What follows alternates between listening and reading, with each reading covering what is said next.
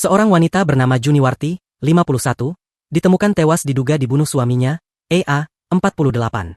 Peristiwa tragis itu terjadi di rumah mereka di Kelurahan Sungai Jering, Kecamatan Kuantan Tengah, Kabupaten Kuantan Singingi Riau, Senin, 24 Februari 2025. Juniwarti merupakan pegawai negeri sipil yang menjabat sebagai wakil kepala sekolah di sebuah SMP di Kecamatan Kuantan Tengah. Sementara suaminya, yang diduga sebagai pelaku pembunuhan juga seorang PNS yang bekerja di Dinas Inspektorat Kabupaten Kuansing.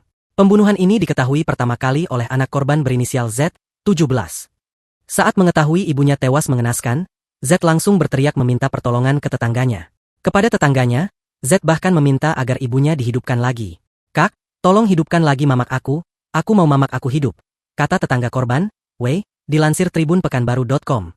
Tetangga lain, A mengatakan, mulanya Z mendapat pesan via WhatsApp dari ayahnya, EA. Dalam pesan itu, EA meminta agar Z memeriksa kondisi ibunya di kamar. Jadi EA mengirim pesan ke WhatsApp ke Z. Isinya itu kurang lebih EA meminta Z untuk memeriksa kondisi ibunya di kamar, ujar A.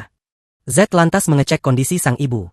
Setibanya di kamar, Z dikejutkan dengan keadaan ibunya yang mengenaskan.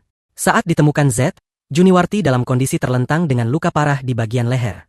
Saat melihat ibunya, Z pun langsung ke rumah saya minta tolong, urainya.